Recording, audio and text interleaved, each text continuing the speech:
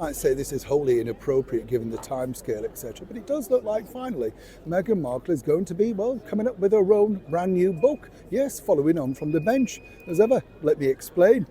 Morning, lovely to see you today. And as ever, thank you so much for joining me. We'll have a quick wave. How are you? All right?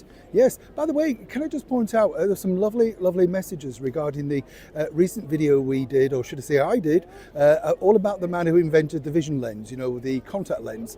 And so many people were saying how they'd gone for cataracts and having cataract operations and everything like that. As I said at the time, I've had a friend who's had that done, and very difficult thing to do, I think. Not the operation, I think it's just your mindset, isn't it, getting it in. But it was lovely to read your wonderful, heartwarming messages, because I'm not having it done. I think people got a bit confused. It was not that, it's just that I wanted to say I know people that are, and they do get very nervous, and it's one of the best things you can do. So thank you to all the chums out there that shared all of that information with people, because it's nice to know. It's almost reassuring if somebody else has gone through that, isn't it? Absolutely. Back as ever to your royal story of the day. Interesting this because, as you know, Meghan Markle, a couple of years back now, decided to release a book via Penguin Random House, which, as we pointed out, was a lead-on to Prince Harry's mega deal for Spare, the one that got a lot of money. And of course, it's still a little bit of a mystery as yet, because Harry has yet to announce exactly what charities are benefiting from the profits of the mega-selling book Spare.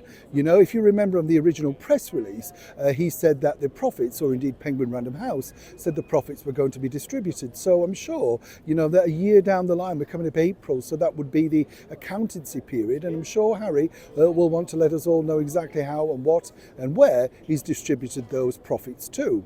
But back to Meghan. Now, as you know, a lot of people were debating, talking all about Meghan's plot, plan, etc., to do a tell-all book about the British monarchy. But the problem was that she didn't really have that much to tell about her stint in the British monarchy. I mean, whichever way you look at it, she really wasn't in it enough.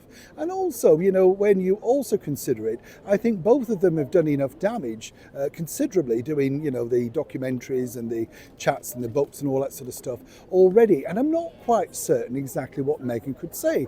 As I pointed out to you before, publishers really would only be interested in the rival gossip, the things about the ladies of the inner circle of the royals. And I think the appetite for that in this present climate certainly would not go down incredibly well. But if you are a fan of Meghan and you wish to know exactly her thoughts and inner sort of workings, as it were, I've been told from a very good source, and as ever, yes, we have to say allegedly, that Meghan will be having a companion to go alongside this brand new lifestyle endeavour. Now, you might think, well, who's going to buy that? But a lot of these programs have these sort of side books, particularly with recipes, thoughts, feelings, candles, all of it, you know what I'm saying, all of that sort of stuff. Now, a lifestyle book can do incredibly well. There's no two ways about it if you market it correctly.